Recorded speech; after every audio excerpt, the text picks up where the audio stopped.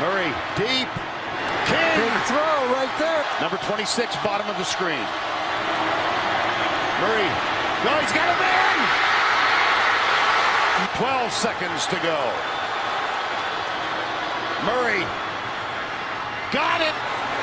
But the clock is running. That's the one thing he didn't want to do. Game over. Alabama faces Notre Dame. I don't think so. First down. Remember, they missed it and went to overtime. Just inside the 16, quarterback draw, Jalen Hurts, touchdown!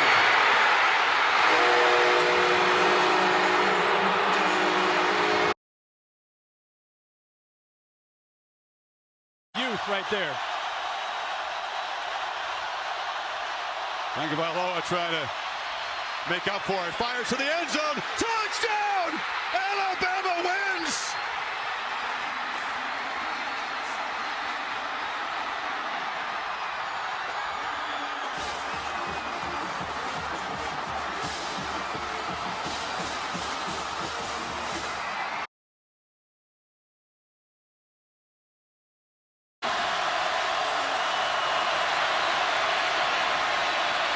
Dobbs heaves it.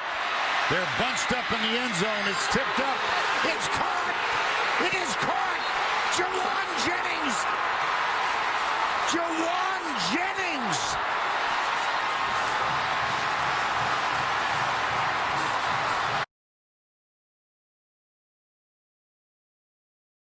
Fourth and 18. Same defense, though. Three-man rush. Lets it go. Oh my goodness! Oh no! Ricardo Louis.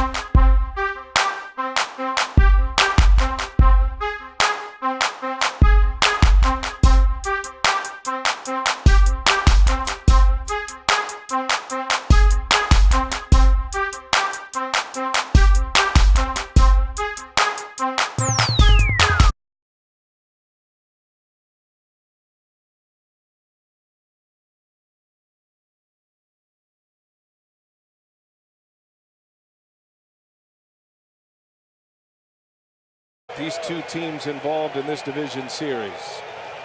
Ozuna shoots one to right. That's down. A base hit, and the Cardinals will strike first.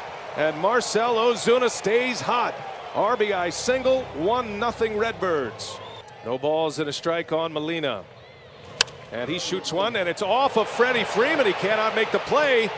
And Molina's going to be safe. Everybody's safe. And the sure-handed Freddie Freeman, potentially thinking about an inning-ending double play, instead gets no one, and the Cardinals have him loaded in the first. Braves look to turn a double play, and Carpenter lays off. Ball four, a bases loaded walk, and it is 2-0 St. Louis. The 0-1, Edman pulls one. That's fair, inside the bag. Foul territory in the corner it goes. Big bounce to Markakis. This is going to bring in 2 runs, and Tommy Edman strikes again. Now could have possibly ended the inning with Molina running. And is that ball 4? It is. Boy. Max Fried walks the pitcher. Max Fried walks the pitcher. Max Fried walks the pitcher in winner-take-all games. Fowler, that's inside the bag. Another fair ball.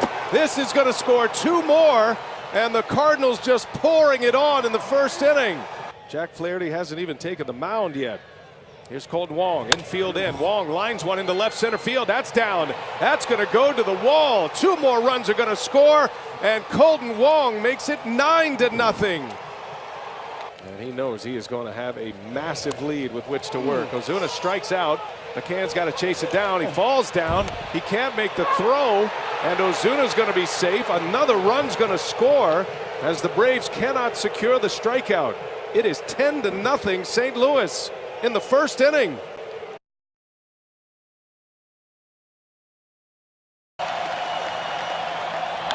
Simmons, fly ball, shallow left. Back is Cosma. He'll take it. He'll call. Oh, it's going to drop. It falls. Miscommunication. And the bases are loaded, and Boggs can't believe it. This crowd's been crazy all night. I wonder if it affected their communication. They're calling it an infield fly rule. Wow. One umpire did. That's why Freddie Gonzalez is out. Well, this is a huge call here. You cannot call that an infield fly. No way. It's too deep. He wasn't camped. That ball went up, and infield fly rule was called immediately. This is a game-changing decision.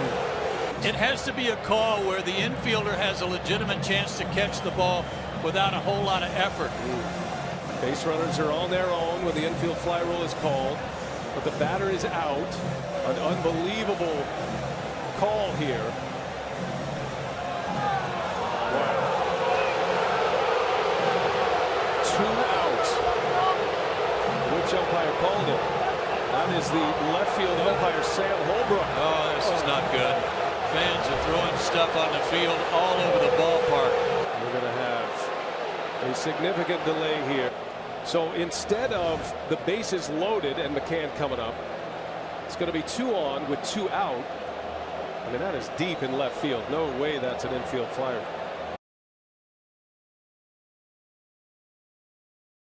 Minnesota bench hoping to get this winning run across here in the 10th. It's carried by Dan Gladden at third. Base hit loaded, 1 out.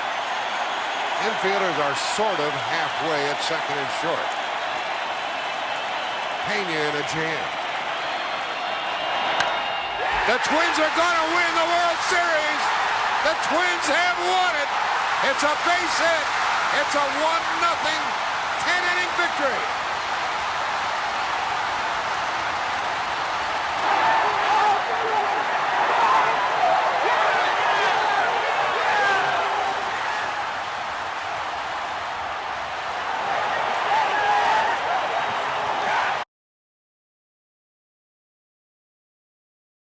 With a tying run at third and 2 down in the bottom of the 11th. 4-3 Blue Jays.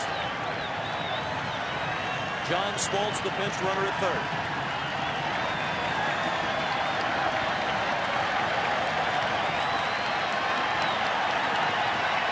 Timlin. Nixon bunts. Timlin on it. Throws to first.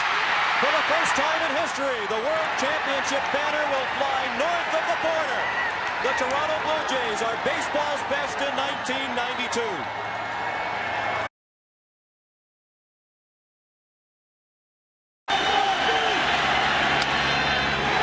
Another chance to the left side. Hayes waits. The Yankees are champions of baseball.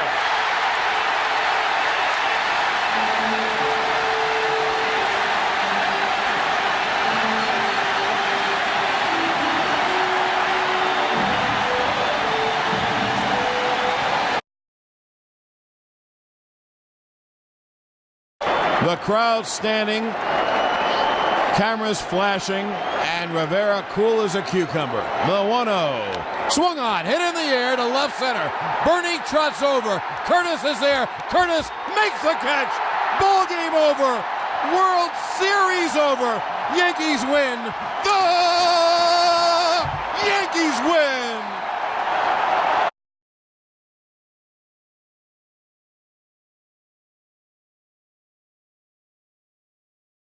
First drive of the game, guys, and we were surprised as to how effective they were against the Niners offense. Yeah, this is the first time I've seen the 49er defense look a little shell-shocked. It was 10-0 after a field goal on that drive. Frank Gore talking it over here, second quarter. Falcons with it after they changed sides. Can I just get in on this? Do you see the protection? I was just going to throw you that ball. This is an unbelievable throw. How many points? Want to just put the ball in the air. They had a heavy dose of Frank Gore. They try to control the clock, settle down that defense, let that defense rest, but also settle down that offense and say, we're going to do what we do best, and that's run the football. I mentioned it.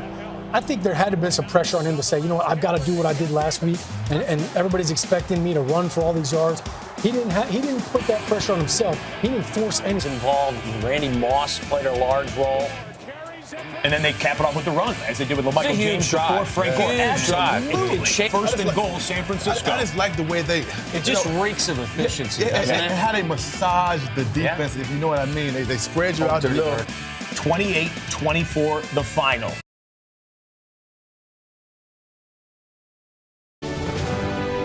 The Broncos dominated the Falcons and completed their season-long mission.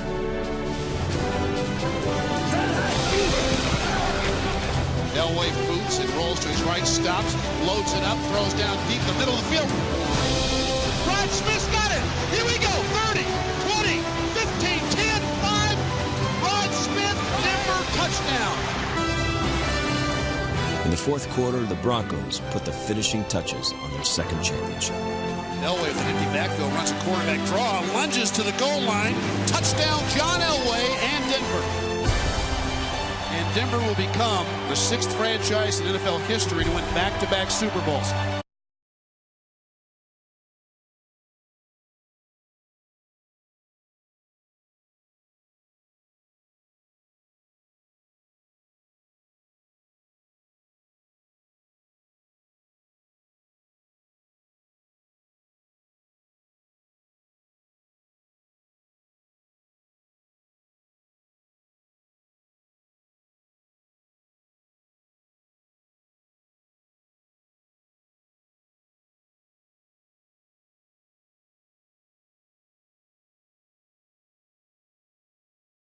Three catches, 76 yards in a game.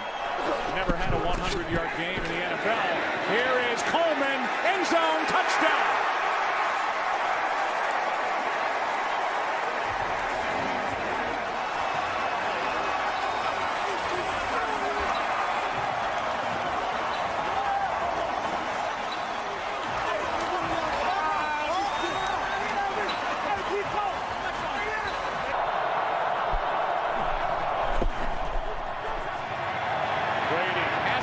First down, big conversion, Amendola. Out of bounds inside the 40. And they've done a good job not giving up big plays. Now they'll throw. Pass is caught. That's White. Touchdown.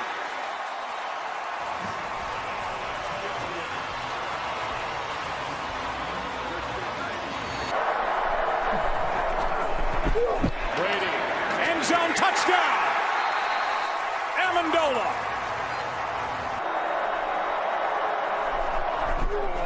A direct snap, and it's good. James White, 8-point game. 19. Handoff, touchdown, James White.